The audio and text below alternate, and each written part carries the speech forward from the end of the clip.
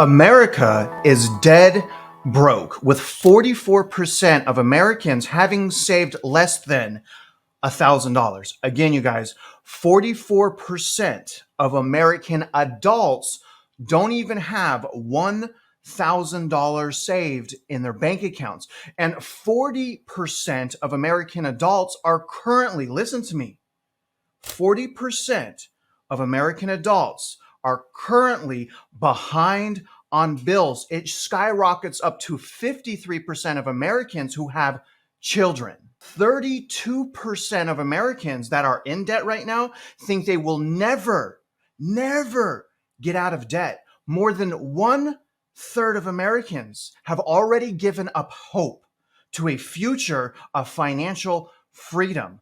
92% of Americans right now, 92%, I am one of them included, are currently struggling as a result of the inflation. And so we'll talk about all of those statistics today. And a question that I want you guys to be able to answer at the end of this video is, as a consumer, how do you not become broke? Now, 51% of Americans say they cannot last just 1 month after losing their job. So pay attention, you guys. We're going to go into the statistics right now. So where I want to start is I want to start by showing you America's emergency savings. Now, this is Bankrate's 2024 annual emergency savings report. Everything will be linked in my description. Let's look at a couple things. Starting with this, more than 1/3 or 36% of US adults have more credit card debt than emergency savings. Talk about anxiety, y'all. According to the Bankrate survey, it's the highest percentage since 2011, when Bankrate begun asking about credit card debt and emergency savings. So it's the highest since they've been tracking this, you guys. Emergency savings, really any savings right now, is gone. It's up in flames. The inflation, the government printing, the deficit is something that as consumers, we're paying for.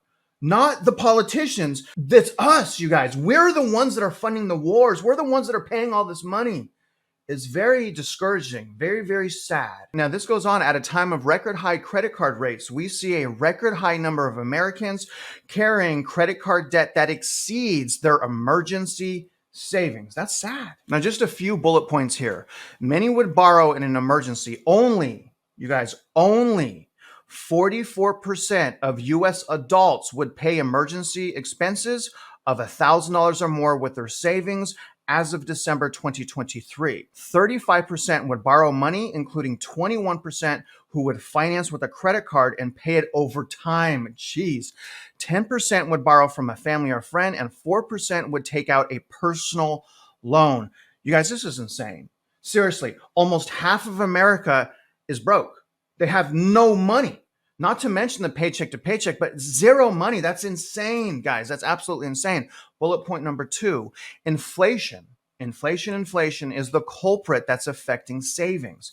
63% of US adults say inflation is causing them to save less for unexpected expenses, while 45% say the same of rising interest rates. As of December 23rd polling, however, 19% of people say raising interest rates are causing them to save more than unexpected expenses. Now, last thing here, low savings could be concerning. If they were losing their primary source of household income tomorrow, 66% of US adults would be worried that they wouldn't have enough emergency savings to cover a month's living expenses as of the December 2023 polling. And I'll give you guys some more details on that. Now, once again, when we reference the personal savings rate from Fed economic data, the only time since they've been tracking the US household savings rate, and this is a percentage of gross income, the only time that's even comparable, you guys, is the great financial crisis. We have never had another time since about 1959, that it's even comparable to the lack of ability to save. Again, the GFC was the last time. So it's probably the lack of savings is comparable to the GFC and more than likely the Great Depression. You guys, in other words, we just cannot fund our lives as Americans. We just can't afford to live. There's too many bills. They're skyrocketing. And the problem is income isn't going up. If income was going up at the same rate as inflation, then okay, maybe.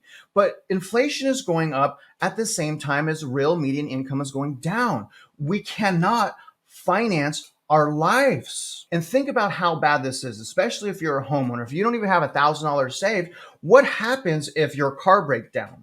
What happens if you have an unexpected home repair? What happens if your children need something? What happens if you have a medical emergency? Bankruptcy, more credit card debt, delinquency, late payments is what happens. And so the key, you guys, is rebudgeting right now ahead of the recession, because once recession starts, more than likely it will become even harder to get ahead than what it is right now. And it's already extremely hard. Now, according to CNBC, some of the ways to reframe how you think about savings is this is what they're saying, okay? So my heart goes out to America, because what they're saying, I mean, they're literally probably trying to direct you to spend money. But here's what they say. To successfully boost emergency savings, it may help to reframe the way you think about that goal. Are you serious? Okay, there's some, and there's some merit there, because again, mindset is key. What may help to overcome that is a visual, like a chart. Put everything down, come up with a balance sheet. And also do this, you guys. For example, picture a worst case scenario such as losing your job. And if you picturing losing your job doesn't motivate you to save money and to rebudget, I really don't know what will, unless it actually happens. But again, I don't want that to happen to anyone, because generally once that happens, it's too late. This is so crazy to me. Nearly 40% of Americans say they are behind on monthly bills.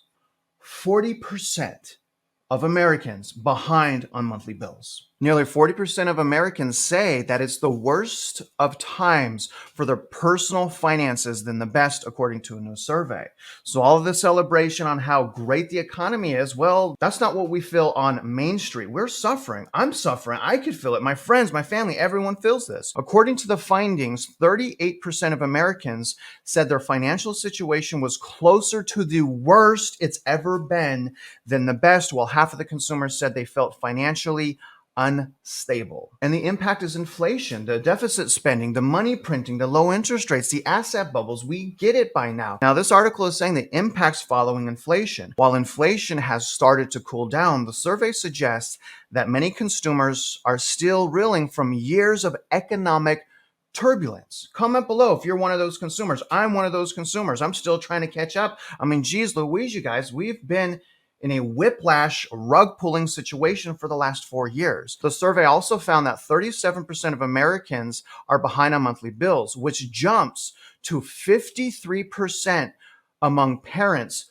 with young children. You guys, we cannot have family. We cannot have half of American families with children behind on their bills. Imagine just for a second the anxiety in that household, potential anxiety in that household. That affects everything. That affects the community. That affects the ability for children to learn, to be happy, to mature at important ages of growth. The mental turmoil is something that is underspoken about.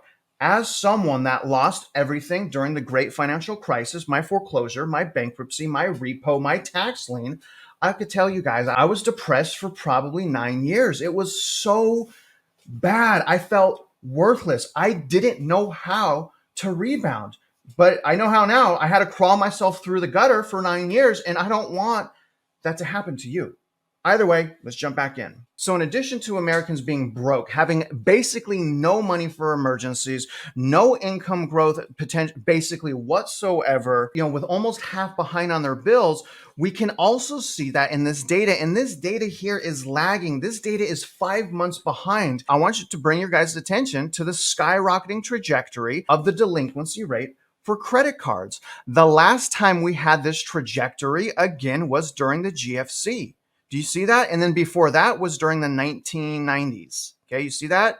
So the run up here, you guys. So historically, it's fairly low. Again, this is 5 months behind, granted. So it's I'm going to say now it's much worse. Right now it's much worse. But I want to bring your attention to the shape that America's in. It's lagging data, but we see it. It's skyrocketing. People are falling behind on their bills because they are not making enough money, and some of them are spending quite foolishly. This article is also insane, you guys. More than half of Americans say they will be broke in 1 month if they lost their income. I want you to really think about that. Okay. The number should be higher. It should be way more than 50%. Think about it. If 78% of America is living paycheck to paycheck, then the answer should be more like 78% is going to make it a month. And then plus we know consumers are behind. There's no savings. Why is it only 50%? But regardless, think about it. I want you to really think about this, guys. If you're kind of just barely listening to me, listening to bits and pieces, and you're wondering, is the economy going to crash? Is the housing market going to crash? I want you to stop right now. And I want you to ask yourself this question. If you lost your job tomorrow, how long would you last before you would have to go bankrupt? I want you to answer that question honestly. And if the answer is less than 6 months, then right now is the time that you need to change the way you spend. Some 39% of Americans say they incurred more debt in 2023 than ever before. And 35% think they will be in debt for the remainder of their lives. Think about that. That's so sad to me. One third of Americans have given up hope. 1/3 of Americans will no longer try to seek and achieve their goals. They will no longer strive to be homeowners. They will no longer strive to get ahead. They've given up. They're drowning in debt. That's sad. Think about that. We need Americans, all Americans, to stay hopeful, all Americans to understand they can get out of debt. But I also understand that not everyone can get out of debt. I'm sitting here preaching about how most Americans have reckless spending habits. Yes, that's true. But what about the Americans, the single mothers, the single fathers that have good spending habits, but life is just too expensive and they can't keep up, and so they're struggling? What about them? They didn't ask for all of this inflation. They just wanted to live their lives, be left alone, and raise their children in peace. They want their children to have great lives. That's it. They're not after being filthy rich millionaires that own real estate. They just want their children to be safe. And it's not fair. You guys, this is not fair. Let's read a little bit more. If you are facing financial challenges in 2023 or in 2024, you're not alone. 92% of your fellow Americans say they are too. Less than half, 45%, believe they can comfortably live on their current income. And that's so crazy because of those people, there's probably half of them that are living paycheck to paycheck. So one of the issues is Americans just don't know what they don't know. One of the problems with America, in my opinion, is our schooling system. Some of the things that I believe that we should be learning in school is, number one, I don't even know if this is proper to say anymore, but balancing a checkbook or learning how to spend your money. When you spend money, it comes out of your checking account and you can't spend it anymore. And then how credit works. I wish more consumers understand how easy it is to manipulate credit and how much more expensive life is when you don't have good credit. And so how do you not become broke? Well, one of the primary reasons, guys, as the Fed tries to combat inflation, we got to work on ourselves. And I'm preaching to the choir here, okay? I had to do this myself. I lost everything at the age of 23. You guys, I was so reckless. I was a real estate professional. I was spending my money wastefully, going to the malls like every single day and spending. And I kept my head in the sand. I said, next month, I'm just going to make more money. Next month, I'm just going to make more money until the money stopped and I lost everything. It took me 9 years to become a homeowner again. If I would have just rebudgeted and changed my lifestyle 6 months before I lost everything, I would be a completely different person. Now I'm grateful for the lesson that I learned. It allows me to be sympathetic, show empathy to consumers. So I'm happy about that. But what I'm saying, you guys, it's not necessary for y'all to learn the hard way. Look at the data. Look at what's happening. Okay. Understand the bullish narrative. Understand that most, not all, most bullish narrative is a narrative that's manipulated. It's a paid narrative. Most of these content creators or these talking heads cannot be real. or they don't know how to.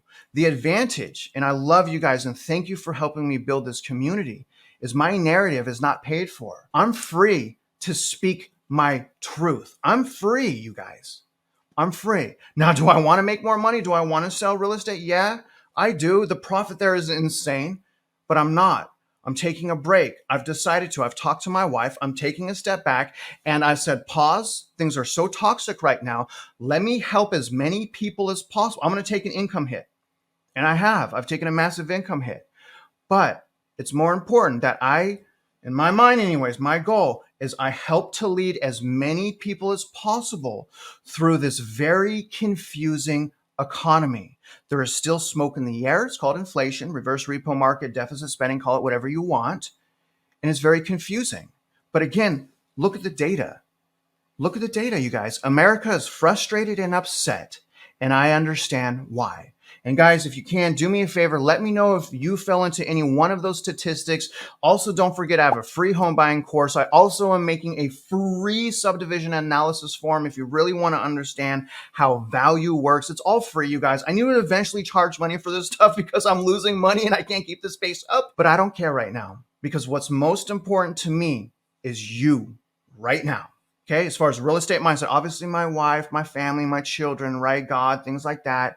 But you guys are incredibly important. And what keeps me going as a content creator, you guys see how hard I'm working, is knowing that I am truly making a difference in the community and that people are becoming empowered, not just trapped in fear. Okay, if you're going to follow me, we're going to learn all kinds of stuff. We're going to learn credit, income, assets, and how all of those things work. Now, other than that, guys, I really hope you guys gain some new insights, value, and perspective. And if you're out there investing in real estate, you guys already know I wish you luck, and I hope you win.